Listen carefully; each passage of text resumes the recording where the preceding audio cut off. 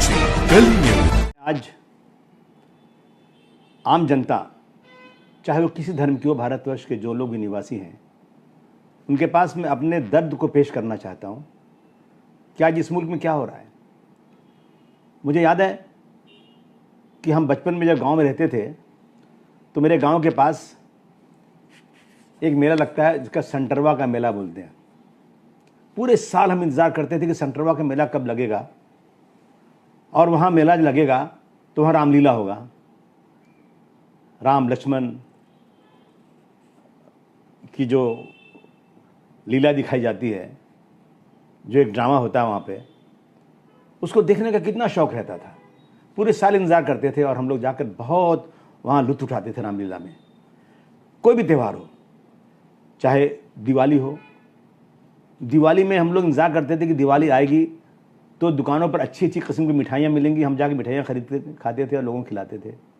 और मिट्टी का छोटा सा दिया लेकर, हम मुसलमान हैं लेकिन हम छोटा सा दिया लेकर मिट्टी का अपने घरों के चारों तरफ खुशी महसूस करते थे कि आज दिवाली का दिन है। जब आती थी होली तो स्कूल में हम रंग तो नहीं ले जा सकते थे, लेकिन अपनी फाउंटेन पेन में स्याही एक दूसरे में फेंकते थे और दूसरे गले मिलकर के एक त्यौहार की बधाई देते थे। कोई अंतर नहीं। मुझे याद है अच्छी तरह से करके फूक दीजिए, कितना विश्वास था लोगों को एक दूसरे के ऊपर, क्या भाईचारगी थी। जब शादी होती थी गांव में तो मुझे अच्छी तरह याद है कि शादी होती थी मुसलमान की, लेकिन हिंदू भाई अपने घरों में गेहूं का आटा पिसवा के रखता था, अपने घरों में थोड़ा लकड़ी काट के रखता था कि मेरे गांव में, और रोज बाजार लगती नहीं थी, हफ्ते में एक दिन बाजार लगती थी, वो 5 किलोमीटर दूर। तो ये मोहब्बत थी आपस में लोगों की, लोग एक दूसरे से घुल मिलकर रहते थे। लेकिन मैं देख रहा हूं आज जो भाजपा और आरएसएस है, ये इस देश के, ये इस गठबंधन को, इस जो है आपसी भाईचारगी को, गंगा जमुनी तहजीब को बिल्कुल मटिया मेल कर देना चाहती है। त्यौहार एक खुशी का मौका होता है, चाहे ईद बकरीद हो, चाहे होली दिवाली हो, चाहे दशहरा हो, चाहे गणपति हो, ये खुशी का मौका है। लेकिन मैं देखता हूँ हर साल जब ये मौका आता है तो कहीं ना कहीं कुछ प्रॉब्लम खड़ा हो जाता है। अभी देखिए सुल्तानपुर शहर से 25 किलोमीटर दूर एक जगह इब्राहिमपुर वलीपुर है। इस साल दुर्गा पूजा जब हुई तो उसी दुर्गा पूजा के दिन ही 12 रबीउल अव्वल यानी रसूलुल्लाह का की वलादत यानी उनका जन्मदिन मनाते हैं मुसलमान, निकलते हैं, बड़ी खुशियाँ मनाते हैं। और हमारी दुर्गा पूजा में भी निकलते हैं भाई लोग। 9 अक्टूबर को मुसलमानों के जुलूस को पुलिस ने पूरी इजाज़त दिया इब्राहिमपुर वलीपुर में, इस रास्ते से जाना है आपको और यहाँ तक अपने जुलूस को ले जाना है। पुलिस साथ में रही, लेकिन मुझे अफसोस है कि कुछ भाजपाई, कुछ आरएसएस के कार्यकर्ताओं ने जुलूस को रोक दिया। ये सच्चाई है, मैं बहुत ही इंक्वायरी करने के बाद बोल रहा हूँ। नहीं जाने देंगे जुलूस, लेकिन पुलिस थी, पुलिस ने बहुत मदद किया कि नहीं, हमने परमिशन दिया हुआ है। पुलिस साथ साथ चल रही थी और वो जो है पुलिस ने इसको आखिर तक पहुंचाया और कुछ टेंशन था, ख़त्म कराया, बात ख़त्म हो गई। लेकिन दूसरे दिन फिर 10 तारीख को दुर्गा पूजा का जो जुलूस निकलना था तो पुलिस ने परमिशन दिया उनको, लेकिन जब जुलूस निकला तो पुलिस नहीं थी। हमेशा दुर्गा पूजा हो या ऐसी कोई भी धार्मिक त्यौहार होता है जिसमें जुलूस निकलता है, उसमें पुलिस आगे आगे चलती है, पायलटिंग करती है ताकि कोई रास्ते में प्रॉब्लम ना होने पाए। अब पता लगा ये उस दिन पुलिस नहीं थी, जुलूस निकला वहाँ से, और जुलूस आगे जाने के बाद जहाँ मुसलमानों की मस्जिद थी और उसके बगल में स्कूल था, मदरसा था, वहाँ पर जुलूस रोक दिया गया। भाइयों, आप मेरी बात को कभी किसी धर्म के नाम पर मत देखिएगा, इंसाफ के नाम पर देखिएगा। वहाँ जुलूस को रोक दिया गया। जानते हैं कि अजान होती है, अजान अलाउड है। जब अजान का वक्त आया तो मुसलमान निकल कर आया मस्जिद से, कहा भाई आप जो डीजे बजा रहे हैं ना, बहुत तेज़ बजा रहे हैं, ये अजान की आवाज़ लोगों तक नहीं पहुँचेगी, आप ज़रा डीजे स्लो कर दीजिए। ये नहीं कहा बंद कर दीजिए, स्लो कर दीजिए। तो क्या कहा मालूम है आपको लोगों, जो उसमें सांप्रदायिक लोग थे, कि आप अजान मत करिए ना, क्या ज़रूरी है आपको अजान करना। अब बताइए, अगर आप ये कहेंगे, मैं कहूँ कि दुर्गा पूजा मत करिए, तो ये तो बहुत बड़ी नाइंसाफ़ी होगी। अगर कोई मुसलमान ऐसी बात करता है तो मैं उसकी मुखालफत करता हूँ। लेकिन उन्होंने कहा कि अजान मत करिए, तो मैं हो गई। देखिए, जब नमाज पढ़ाई जाती है ना, आप अच्छी तरह समझ लीजिए वजह क्या है।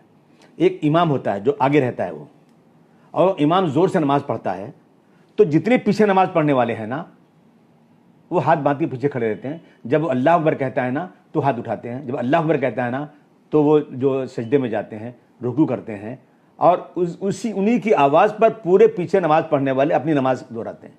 आप बताइए, अगर वहाँ से ज़ोर से डीजे बजेगा तो इमाम की आवाज़ तो पीछे वाले सुन ही नहीं पाएंगे, तो नमाज कैसे पढ़ सकते हैं? नमाज नहीं पढ़ सकते, नमाज खराब। कभी इस तरह की होता है मामला तो नमाज की आवाज़ पीछे वालों को जाती नहीं, उनकी नमाज ही नहीं होती है। अब बताइए कि अगर मुसलमानों ने यह कहा कि भाई आप ज़रा डीजे शुरू कर दिए, तो क्या गलती उनकी थी? उसके बाद भाई ऐसा हो गया तू मैं के बाद कि दोनों समुदाय में लड़ाई हो गई और दोनों समुदाय आपस में भिड़ गए, पत्थरबाजी हुई, दुकानें लूटी गईं, और उस मस्जिद में घुसकर चटाइयाँ निकाल के फेंक दी गई, जला दी गई। बगल में मदरसा है। मदरसा क्या है? मदरसा इंसानियत का सबक देता है। और याद रखो भाइयों, मैं आतंकवाद के खिलाफ हूं। अगर कोई मुसलमान आतंकवाद में है तो मैं खुलेआम कहता हूं उसको फांसी की सजा होना चाहिए। मुल्क के खिलाफ साजिश करने वालों को कभी छोड़ना नहीं। एक इंसान को मारना, पूरी इंसानियत को मारना, यह हमें सिखाया गया इस्लाम में। मदरसे में घुसकर मदरसे की तोड़फोड़ कर दिया, एक आदमी की आंख फूट गई, दुकानें जला दिया, और इसके बाद वहां एक ऑफिसर हैं, वहां सिर्फ 100 मीटर दूर पर पुलिस चौकी है, और पुलिस गाड़ी वहां आई नहीं, कुछ नहीं हुआ। वहां के एक एसओ बलिराय पुलिस स्टेशन के अरविंदर नाम है, अरविंदर सिंह या और कुछ ऐसी नाम उनका है। उन्होंने, ये पुलिस का काम है लॉ एंड ऑर्डर को मेंटेन करना और झगड़ा लड़ाई को रोकना। पुलिस किसी पार्टी की नहीं होती है, पुलिस देश के संविधान की रखवाली होती है। उसे ये जब वो आता है तो उसको वो कसम खाता है कि मैं इंसाफ करूँगा। उस एसो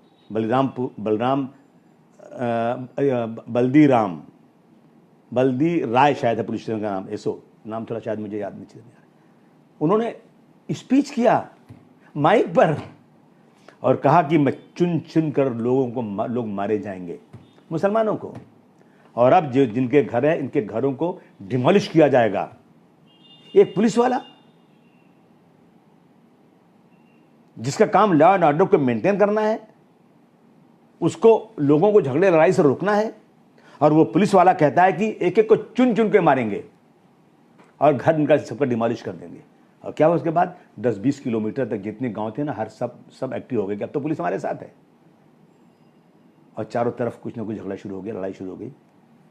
लेकिन प्रशासन ने उसको कंट्रोल किया, मैं कहूँगा ज़रूर। मदरसे में घुस गए, मदरसे वालों को मारा। अब्दुल रऊफ नाम के एक आदमी की आँख ही फूट गई बेचारे की।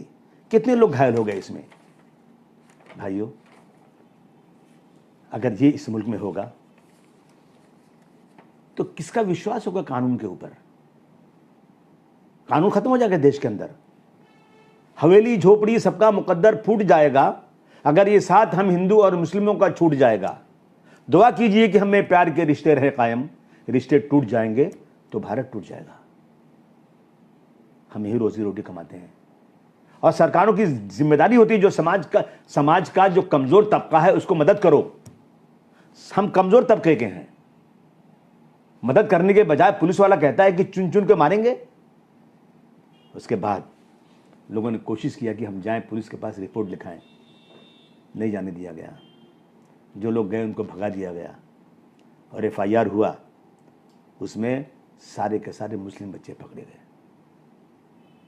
मैं कह रहा हूं कि अगर मुस्लिम हिंदू जो भी है सबको पकड़ो, आप सुनने को तैयार नहीं। ये हो रहा है, एक भी गैर मुस्लिम को नहीं डाला उसके अंदर। 11 अक्टूबर को एफआईआर हुआ, इसमें सिर्फ मुसलमानों को पकड़ा गया। मुसलमानों ने, जमात इस्लामी, जमातुल उलमा, बहुत सारे लोग वहाँ पे मिलने की कोशिश की, प्रशासन ने टाइम नहीं दिया, बाद में टाइम दिया। एसपी साहब मिले, उन्होंने आश्वासन दिया कि हम कुछ करेंगे। मैं निवेदन करना चाहता हूँ कि जो लोग मस्जिद में घुसे, देखिए मंदिर में भी अगर कोई घुसा हो, गीता को भी किसी ने नुकसान पहुंचाया हो, मैं कहता हूं कि मस्जिद में घुसने वालों से ज्यादा उनको सजा दो। क्यों?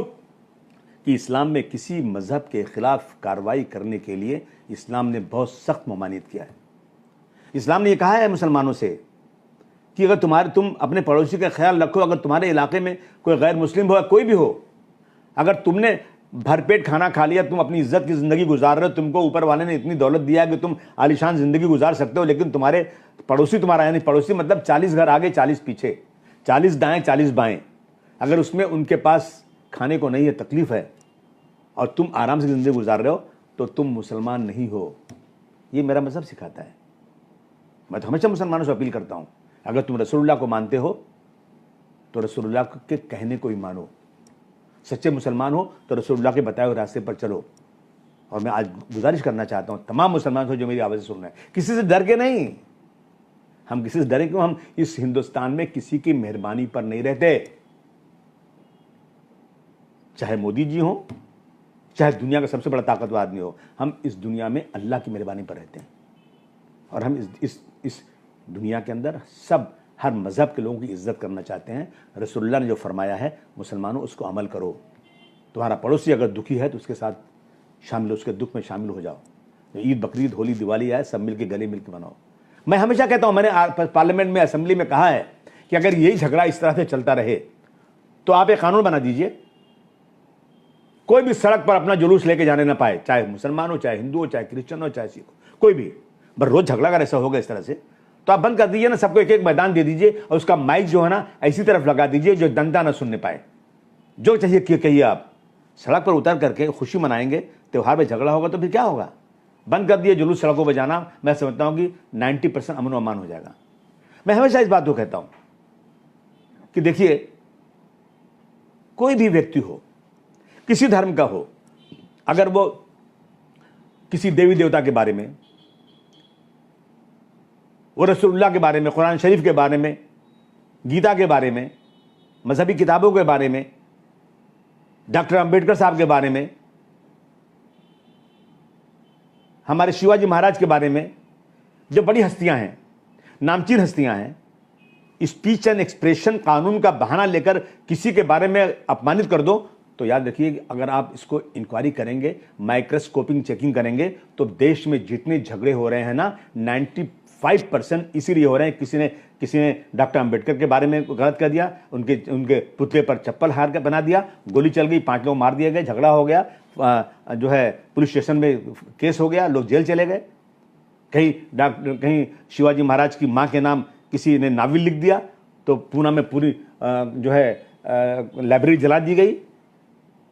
ये सब क्यों हो रहा है? अगर एक कानून, अगर सरकारों के अंदर थोड़ी सी भी शर्म और हया है और चाहते हैं कि इस देश के अंदर सब लोग मिलकर रहें, तो एक कानून बना दो कि यदि किसी ने किसी धार्मिक नेता के बारे में, धार्मिक लीडर के बारे में, किसी बड़े नेता के बारे में, किसी सम्मानित व्यक्ति के बारे में अगर एक लफ्ज अपमानित बोला ना, तो उसे एक ऐसा कानून बनाओ जिसमें कम से कम 5 साल तक जेल में रहें और जमानत ना होने पाए। मैं देशवासियों तुमको यकीन दिलाता हूं, देश के अंदर बहुत सारे मसले खत्म हो जाएंगे अपने आप।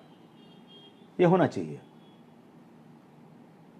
कब तक ये चलेगा? देश में लोग भूखे मर रहे हैं। अभी मैं बात करता हूं तो रुपया रोजाना गिर रहा है, डॉलर बढ़ रहा है, बेरोजगारी बढ़ रही है, न जाने आगे क्या दिन आने वाला है, और हम लोग, दुनिया तरक्की कर रही है, हम सिर्फ धर्म के बारे में लड़ाई कर रहे हैं आपस में बैठ करके। मैं हाथ जोड़कर निवेदन करना चाहता हूं, देश के उन लोगों से जो बड़ी कुर्सियों पर बैठे हैं, भारत को बचा लीजिए, तोड़िए मत इसको, बचाइए। ये देश ऋषियों मुनियों का देश है, बड़े बड़े उलमाए कराम यहाँ पैदा हुए हैं, सबने मिलकर इस देश को आज़ाद कराया है, और वो लोग जो आज कुर्सी पर बैठे हैं वो हमारी आज़ादी को ख़त्म कर देना चाहते हैं। इसलिए आपसे मेरी गुजारिश है, मेरे दिल में एक दर्द है, इसलिए मैं जनता के बीच में आया हूँ, और मैं उत्तर प्रदेश के प्रशासन में बैठे हुए लोगों से, आदरणीय मुख्यमंत्री योगी साहब से भी गुजारिश करूँगा कि आप ज़रा सुल्तानपुर के मसले को देखिए और इंसाफ की नज़र से देखिए। एक अच्छा ऑफिसर जिसका रिकॉर्ड ये रहा हो कि वो सेकुलर हो, क्योंकि आपने कसम खाया है कि मैं इस देश के संविधान के मुताबिक काम करूंगा, और आप एक सन्यासी हैं, आप झूठ बोल नहीं सकते। आप एक ऐसा व्यक्ति नियुक्त कीजिए जो इंसाफ पसंद हो, और इसकी पूरी सच्ची इंक्वायरी करिए और इस पर सख्त कार्रवाई कीजिए, और दोबारा हमारे प्रदेश में या हमारे देश में ऐसी चीज़ें ना हो, इसको आप बिल्कुल से सुनिश्चित कीजिए, ताकि देश में भाईचारगी बढ़ती रहे। आपने मेरी बातें सुना, मुझे उम्मीद है कि इस पे कुछ न कुछ सरकारें कार्रवाई करेंगी और दोबारा मेरे देश में हिंदू मुस्लिम के बीच में दरार न पैदा होने पाए, यही मेरी गुजारिश।